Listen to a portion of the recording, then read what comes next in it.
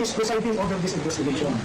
Kasi po, inaakusahan niya, pero siya rin ang mag-iimbestiga at eventually siya rin ang mag-desisyon. He is the accused or respondent, so to speak, but he is the investigator and the judge rolled into one. Sa isang demokrasya po ay na mayroong functioning judicial system ay hindi niyo po makikita yung kanyang pangyayari. At kung sino kayong akusado, siya pa ang mag-iimbestiga at siya pa ang magdedesisyon kung sino ang nagsisinungaling at kung sino ang nagsasabi ng totoo. Ito naman kasi mga media na to, ba't nandiyan kayo sa opisina nitong si Senator Robin Padilla? Wala bang gustong bumili ng mga binibenta nila doon sa consultation meeting ng Blue Ribbon ngayong mga panahon na to? Nagkagulo ho sa opisina nitong si Sen Robin, nagsiksikan ng mga media. Pambihira o. Punta kayo doon sa consultation meeting. Diba? At dahil nga consultation meeting lang ang sinasagawa nitong sila Eric Silvester, itong si Rapi Tulfo, itong si Kiko Mitching na mahilig sa pichay, hindi makakapunta dyan ng ating Brave 18 dahil nga wala namang testimonya dyan eh. Grandstanding lang yan, puro kabalbalan lang yan, diba? Kaya mag-press con ho ang ating Brave 18 dyan sa opisina nitong si Senator Robin. Pero bago yan, isang like at isang subscribe. Masaya na ho tayo dyan at sa mga gusto sumali sa ating community, yung join button, nandyan lang ho sa baba. Wala na ho tayong maraming segue dito. Re-recta ho tayo dyan sa press con na yan ng Brave 18 sa opisina ni Sen Robin. Magkakaray, mahayos. Kakagulo eh. Organize tayo, boys. Okay na tayo. Shout out sa SMNI. SMNI ho yan syempre, di ba? Sila yung pinakamabilis, accurate, at talaga mapagkakatiwalaang balita ngayong mga panahon na to. Ano ho tayo dyan syempre, SMNI yun eh. First question po. Sir, ready po? Ready na? Okay, sir. Okay, first question pa. May Sige po. magandang umaga po sa inyong lahat. Naparito po kami sa Senado. Kasama po ang 18 na dating mga sundalo ng Republika ng Pilipinas Yo! sa dalawang kadahilanan. Una po ay gusto kong maklarify ang mga imbitasyon na natanggap namin. Ako po. Pagkatapos po kasi ng Blue Ribbon Senate Blue Ribbon Committee hearing noong June 4, bandang alas 2:30 po ng hapon, nakatanggap po ako bandang alas 8 ng gabi ng isang imbitasyon na pinapatawag ulit kami sa Senado sa araw na ito, Lunes. Nagkaproblema po ako dahil pagkatapos ng June 4 hearing ay nagsiuwian sa kanilang mga probinsya yung ibang mga sundalo at sinamahan din nila yung si Walter Madalansan para sa lamay ng kanyang kapatid na namatay noong umaga ng June 4 din, 2026. Kaya minarapat ko po na sumulat kay Senator Cayetano noong araw din na yun, gabi yun. No? So makikita din dito ang in-email ko na sulat, June 4 din ang petsa, hinihingi ng guidance kay Senate President Alan Cayetano. At bakit ko po in-address kay Senate President Alan Cayetano ang aking sulat? Despite the fact that some senators are claiming he is no longer the Senate President, I have here a video just 2 days ago na sinasabi ni Senator Erwin Tulfo na ang Senate President pa rin ay si Alan Cayetano. At pwede ko po ipakita sa inyo yung kanyang video na sinasabi nga na si Senator Alan Cayetano pa rin ang Presidente. Kaya ko po in-address sa kanya ang ating... Senator Cayetano is still the Senate President. Ay, sorry po ha. Senator Cayetano is still the Senate President. Because we don't have 13. It's against the law naman, di ba? For all the committees. Simula po sa pro tempore, we cannot touch the Senate presidency because we don't have 13. This is what the law says. You have to have 13. Dahil po sa pahayag din ni Senator Erwin Kumbaga in-acknowledge ni Sen Erwin na Senate President pa rin itong si Senator SP Cayetano. Kaya sumunod itong si Atty. Baligod kay Senate President Cayetano. Ba tama naman, palakpakan natin itong si Atty. Baligod. Good job, good job. Tulfo na yan, na si Senate President Alan Cayetano pa rin, ang Senate President. So I address my letter to Senator Alan Cayetano. At sumagot naman po si Senator Cayetano noong Sabado. No? At ang sabi niya rito, if I may read for your convenience, the pertinent portion of the letter. Ang sabi po niya sa second paragraph, we must clarify, however, that the hearing purportedly set for 08 June 2026 was not authorized by this office by Senator Pia Cayetano as committee person, chairperson, or by Senator Rodante Napolitan. No? So, bakit ko po nilarapat na magpunta rito para sana tanungin kay Senator Cayetano itong sulat niya? No? Dahil makikita ko din dyan, hindi lang po itong rules ni Senator Robin. Ipapakita ko po sa inyo yung Section 17 ng Senate Resolution number 5 which was approved on August 9, 2010. No? At ang sinasabi dito, any invitation for any witness or any subpoena should be signed by the chairman of the committee and approved by the president of the Senate. Naliwanag po dito sa Section 17. Kaya pag itinang po itong imbitasyon, So kailangan mo nang i-approve nitong si SP Cayetano yung mga imbitasyon. Teka lang, di tayo nakapokus. Ayun. Imbitasyon na ilalabas ng Blue Ribbon. Kasi siya pa rin ang, ganun pala yun, di natin, nantok ako. Kita mo dito, wala pong firma yung nasasabi na siya yung chairman ng Blue Ribbon Committee. Wala rin firma yung Senate President. Walang approval. Kaya dyan po kami naguguluhan. No? At bakit ko po nire-raise ito? Dahil naman po sa for our safety and security. No? And we are expecting the good senators to follow their own rules. Itong sinasite ko po na Senate Resolution number 5 provides for the rules governing inquiries in aid of legislation. No? Ito po yung Resolution number 5. Okay? So, sana naman po ay sinunod ng sumulat sa amin yung sinasaad ng rules ng Senate. Kaya po kami nagpunta rito kay Senator Robin para mapaliwanagan din kami. No? Pangalawa po, sa totoo lamang ay we are worried but we are not scared that Mr. Erwin Tulfo, who claims to be the new chairman of the Senate Blue Ribbon Committee, is presiding over this investigation. Kasi po, inaakusahan pero siya rin ang mag-iimbestiga at eventually siya rin ang magdedesisyon. He is the accused or respondent, so to speak, but he is the investigator and the judge rolled into one. Sa isang demokrasya po ay na mayroong functioning judicial system ay hindi niyo po makikita yung kanyang pangyayari. At kung sino kayong akusado, siya pa ang mag-iimbestiga at siya pa ang magdedesisyon kung sino ang nagsisinungaling at kung sino ang nagsasabi ng totoo. Dapat pala mag-inhibit si Erwin Tulfo kasi nga isa siya sa mga pinaparatangan. So mas mainam na dapat wala siya. Aba, tama naman, punto. Tama yung punto. And of course, by human nature, we don't expect Mr. Erwin Tulfo to admit his guilt. And therefore, by human nature also, it is predictable that we will cite all of us as liars. And pursuant to his power as chairman of the committee, and that is predictable, he can cite us in contempt, he can punish us, and he can send us to jail. And for this purposes po, I will cite to you Section 18 po of the same Senate Resolution number 5. Nakalagay po dito, 18, contempt. Hindi abogado, pero naiintindihan niya yung rules sa Senado pa lang. Pambihira naman, oo. Yan ang, pumapalya ka talaga eh. Pumapalya eh. Oo. Contempt. Makikita mo dito, ang sinasabi, Yeah. Ito yung ginagawa nitong mga media na to. Siya may nailang maiwan dyan. Punta kayo dun sa consultation meeting. Pambihira naman kayo. Punta kayo dun. Gagawin dyan. Nilalangaw yung hearing. Ginagawa dyan. Pambihira. babasahin ko po.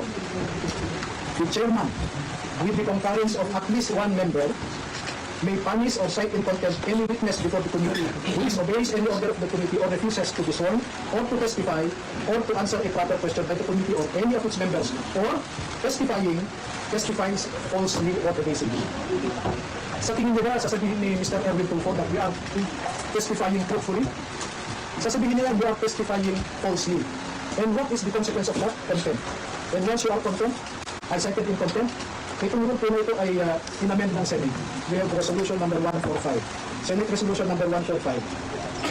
Ang matindi po eh, ikukulong kami. Ito. Ito. A contempt of the committee shall be deemed a contempt of the Senate. Such witness may be ordered by the committee to be detained in such place as it may designate. Pwede nila kami ipadala sa Pasay City Jail. That is the danger, no? Give me few minutes na lang. So yun po ang, having said all of those, this is our humble request to the members and leadership of the Senate of the Republic of the Philippines. First message, we should observe rule of law. We should observe your own Senate rules. If you do not follow your own rules, how can you expect us, non-senators, to obey your rules? Second, we humbly ask, we respectfully ask the members and the leadership of the Senate of the Republic of the Philippines to observe statesmanship, not brinkmanship. We observe delicadeza. Delicadeza is addressed to the census who were named in the affidavit of the 18 former soldiers. Hindi po pwede sa isang demokrasya na kung sino pa yung inaakusahan ay siya pa ang mag-iimbestiga at siya ang magdedesisyon kung sino ang nagsabi o hindi. Ito na naman po ang panghuli na mensahe ko sa ngayon naman ay kay Senator Robin Padilla na isang membro ng Blue Ribbon Committee na pinamumunuan ni Senator Pia Cayetano at ang subcommittee chairman na si Senator Rodante Marcoleta. Na hinanap po namin sila ay wala sila ngayon, kaya bilang membro ng Blue Ribbon, sa kanya ko ihahatid ang aking mensahe. Magsusumiti po kami kay Senator Robin Padilla ng pangalan ng 14 na mga dating Marines. Naku, bago yan ha. Maliban sa 18, meron pang 14. Aba, palakpakan ho tayo mga kababayan. Ayos yan. Di ba? Kailangan ho natin yan ngayong mga panahon na to. Yung testimonya ng ating mga magigiting na Marines. Dating empleyado rin ni Ginoong Santico na nagtrabaho at natawag ding basurero na nagde-deliver din ng pera sa iba't ibang mga personalidad. At ang pangalan ng 14 na ito ay isusumiti ko kay Senator Robin Padilla at siya na po ang bahalang mag-submit sa kanyang committee. No? At itong 14 po nito ay handa silang tumalima sa anumang sabina o impitasyon po na manggagaling sa Senado para magbigay din ng kanilang nalalaman tungkol sa pagde-deliver ng mga maleta na ito. So, nailabas na po namin ang 18, ipapaimbita namin ang 14 pa, Yan.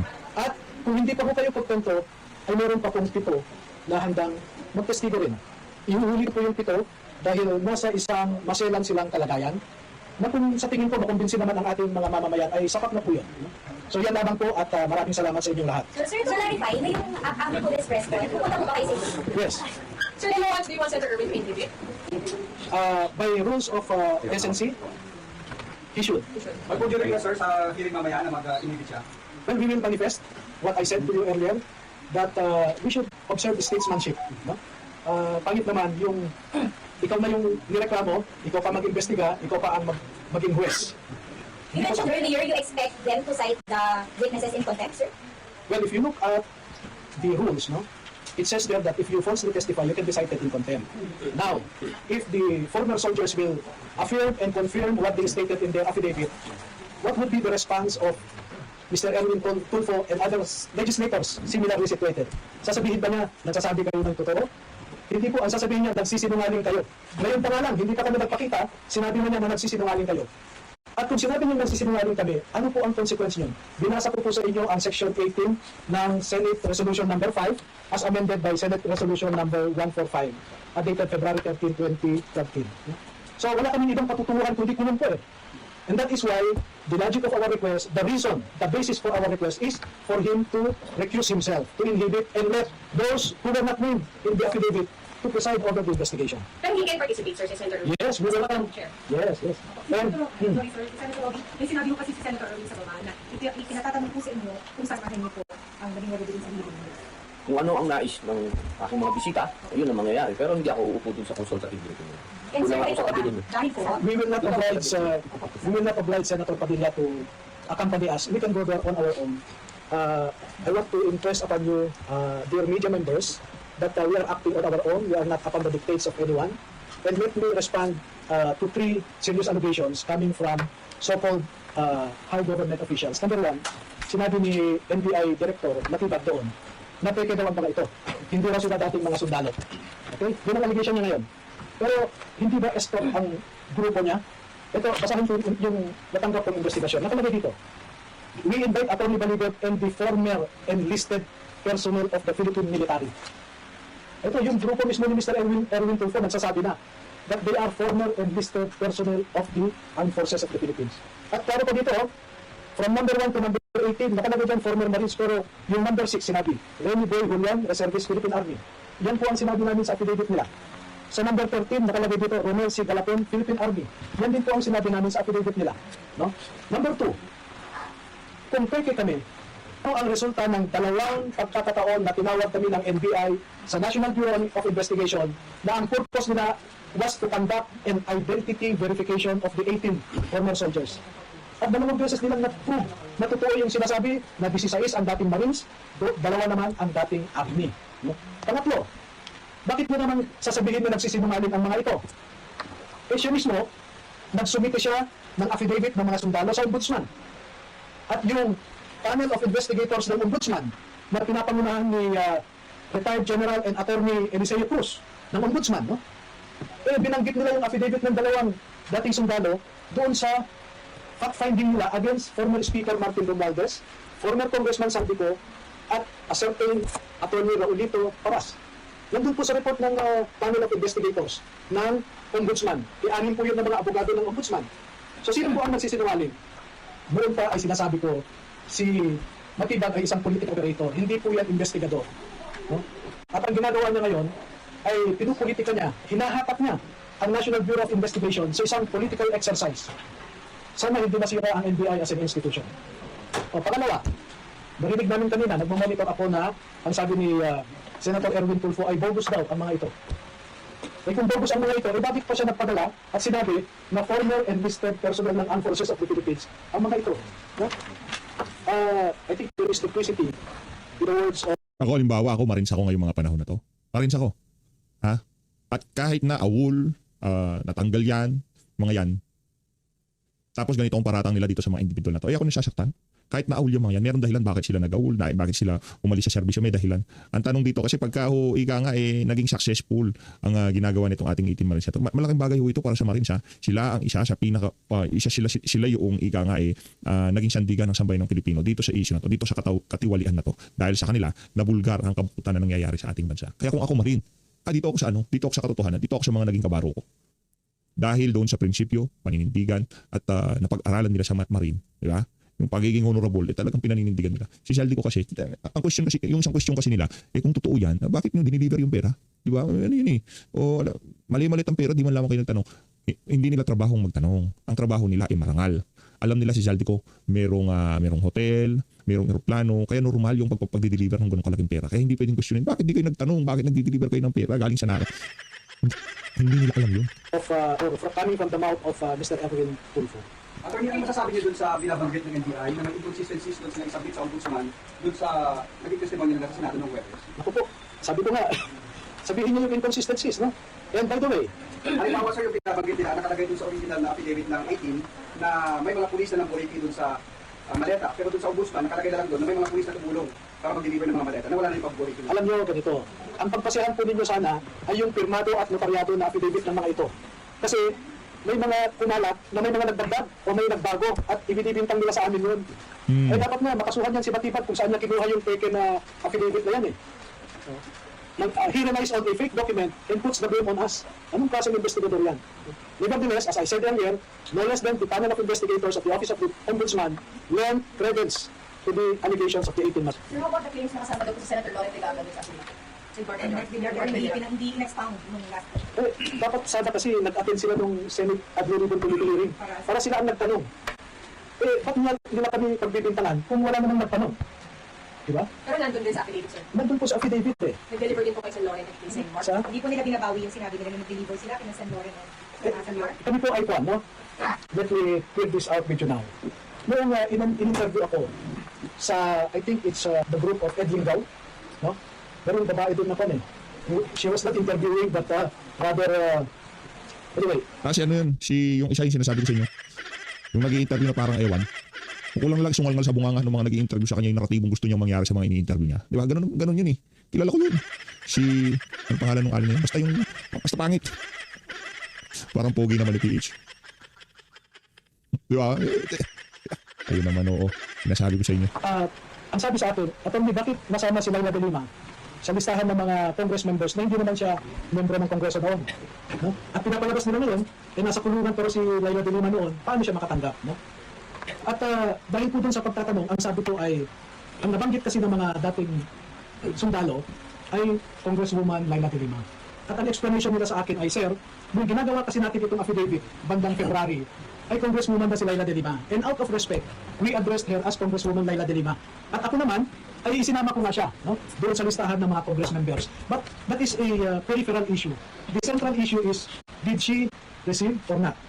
And binemaintain nila na nakatanggap sila. How about sila Senator Loren and Senator Mark Villar? Ano po yung nakalagay po sa affidavit? Okay, ganun po, no?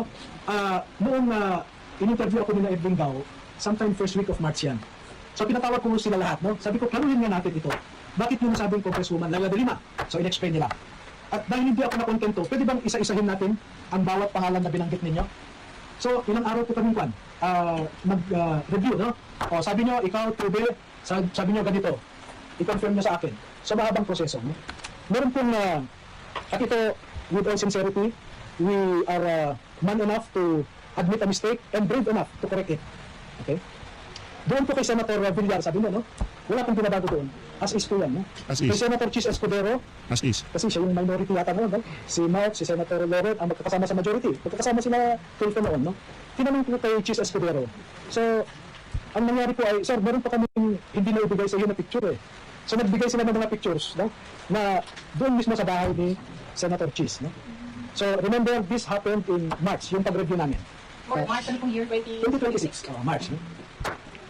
Majority pa yata si Senator Loren noon. Ano po, no? Pati si Mark Villar, etc.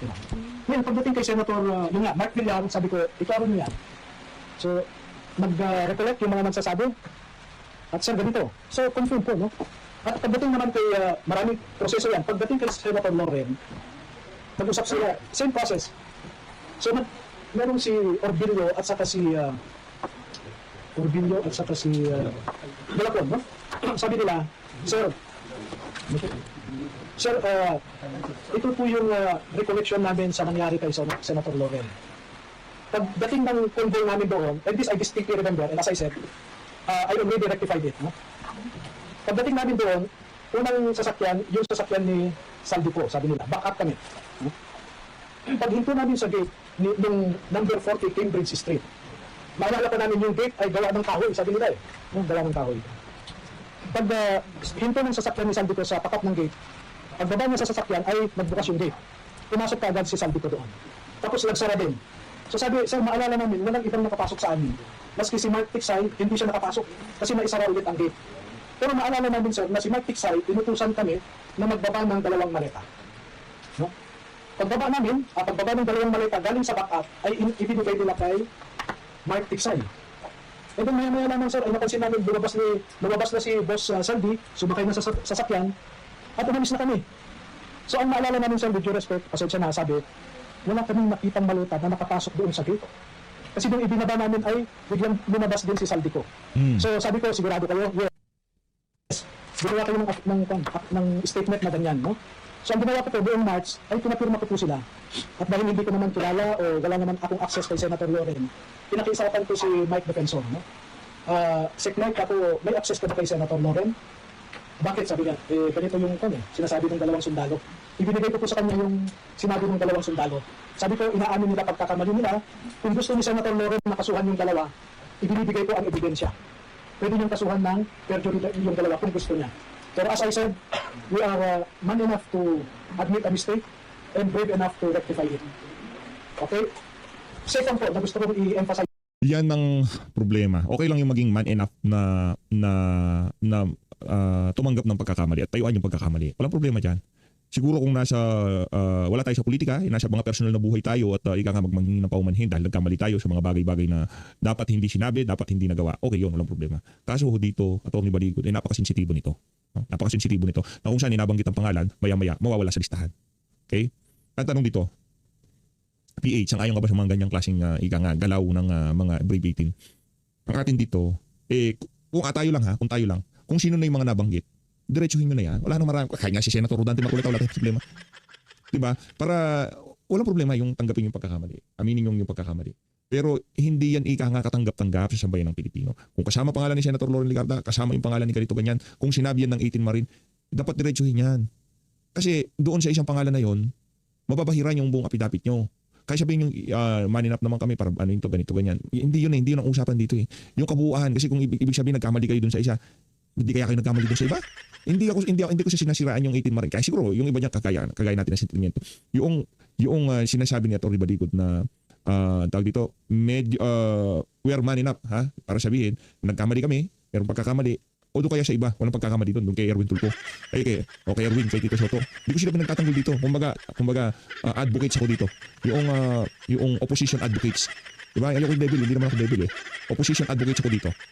Pero kapanalig ako ng 18 Marine. 110%. Pero dito kasi, ang labanan dito, hindi lang katotohanan, Atty. Baligod. Mag-uumpisa yan kung paano tanggapin ng taong bayan.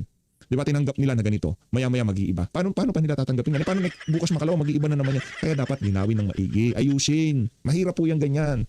Kasama, wala. Kasama, hindi ko sinisiraan. Ang gusto natin dito, talagang lumabas ang katotohanan. Ay gusto kong marinig ang punto de vista ng sambayanan diyan sa partikular na issue na yan na nagkamali, we are man enough.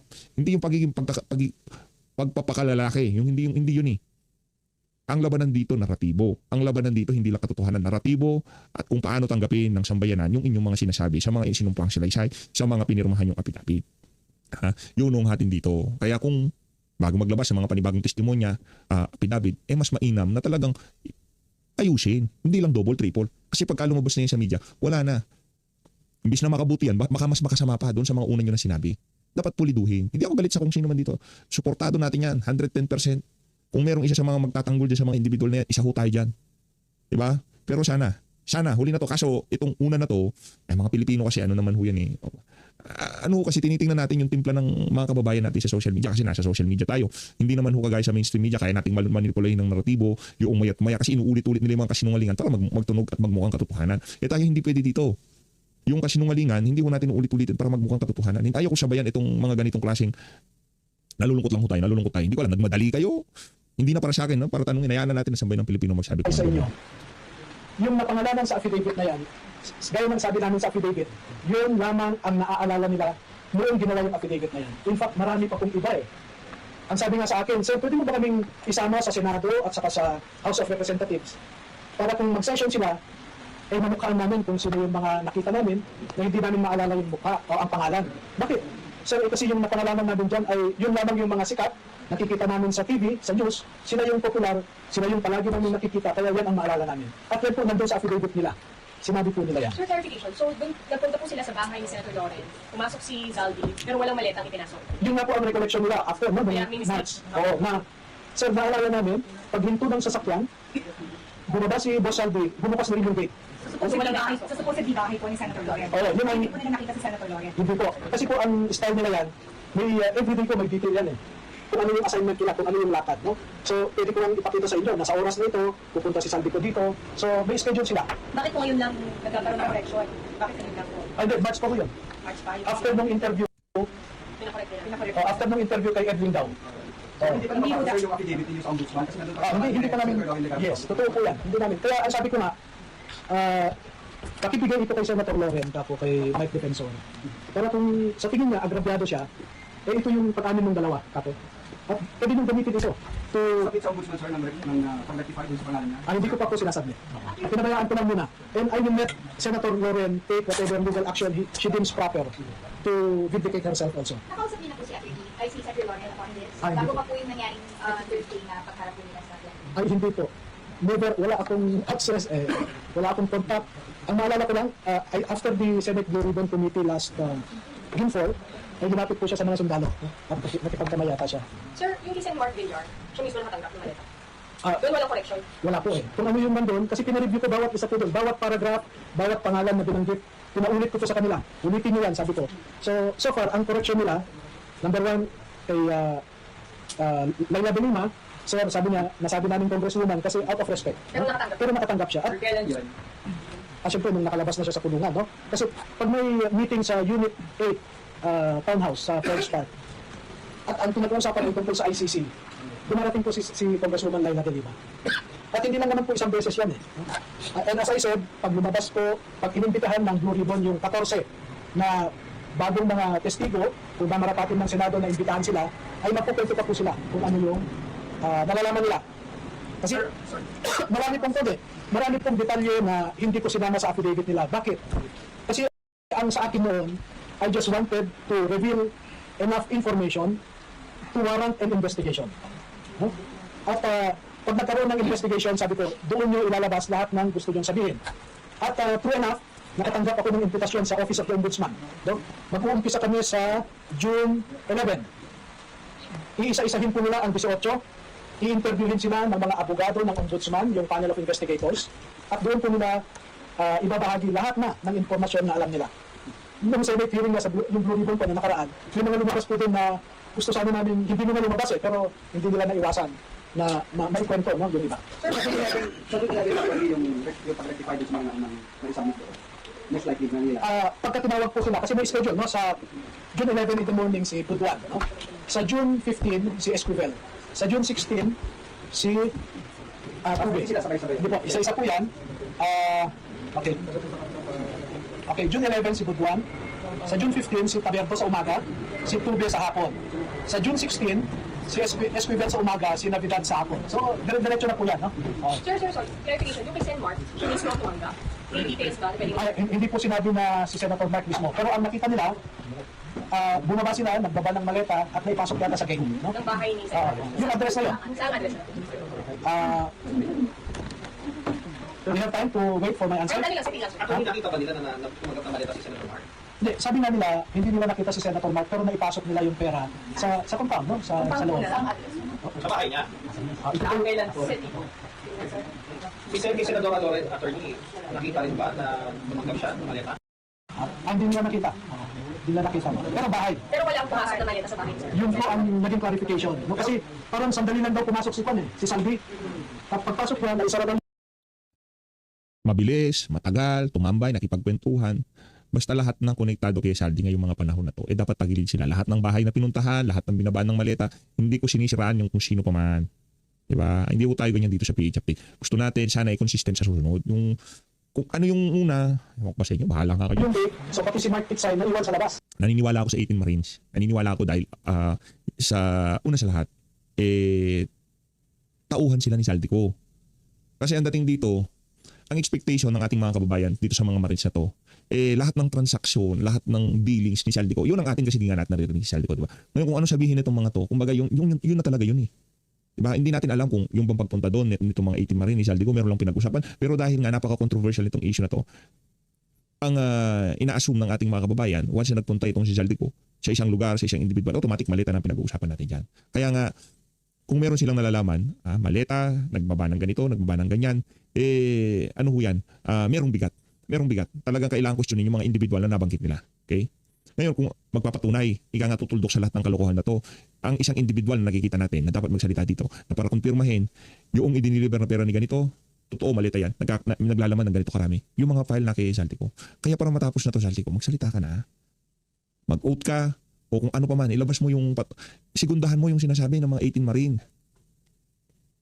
Kasi naaano sila ngayon nandun sila sa lugar na alanganin kasi sinabi nila ganito sila. Hindi ako ano dito, hindi tayo ika nga diskumpiyado na totoo, hindi totoo sinasabi nila nag-deliver sila ng pera. Totoo na nag-deliver sila ng pera, naniniwala tayo na nag-deliver sila ng pera. Pero para talagang patindihin ng kanilang mga testimonya na yan, kumpirmahin ni Saldi ko, totoo yung sinabi ni ganito, si Sergeant Tube, si Sergeant ganito, sila ang inutusan ko. Ito yung listahan ko, ito yung pera, ito yung tatanggap, ito sa address na to. Dito ko siya pinadeliver sa kanila. So wala nang question. O yung pagpunta namin dito sa lugar na to, nag-usap kami ni ganito, wala, meeting yun. Meron kaming tinatrabaho. Lehitimong meeting yun dito sa particular na senador o congressman na to. Hindi ako nagdala ng maleta dyan. Diba si Saldi ko lang ang makakapagbigay linaw sa lahat ng kalokohan na to. Kaya kung sinasabi nila, nagkamali kami sa ganito, we're man enough. Hindi lang yung mga taga-suporta nyo ang siguro yung mga siya comment nyo sa baba kung magkapares tayo ng sentimiento na sana sa susunod hindi maulit itong ganito na ano tayo Kasi yun mas maigi na ho siguro na maririnig nyo sa akin to kaysa maririnig nyo pa sa iba. Kasi pagka napunta na to sa mainstream media, doon na ho tayo magkakaproblema. Siguro ngayong mga panahon na to, habang pinapanood nyo tong video na to, hindi nyo pa naririnig itong mga ganitong klaseng naratibo sa social media. Mahuhusay ang mga yan, mga nasa mainstream at social media. Kung paano tayo mag-isip, doblihin nyo na 10 beses kung paano nila papalipitin itong mga ganitong klaseng naratibo. Naiintindihan nyo yung sinasabi ko. Kung tayo ganyan pa lang pinag-uusapan natin pagdating sa mainstream media, sigurado ho balagbag yan. Papalipitin ho nila ito. Ang unang argumento dito, kung nagkamali sila kay Loren Legarda, anong dahilan para hindi sila magkamali dito kay Erwin Tulfo, kay ganito. Ayun nga mga kababayan, dito na natatapos ang ating reaction video. Maraming salamat sa pag-sponsor. Mag-ingat po kayo lahat. Mahalin natin ang Pilipinas. Maraming salamat.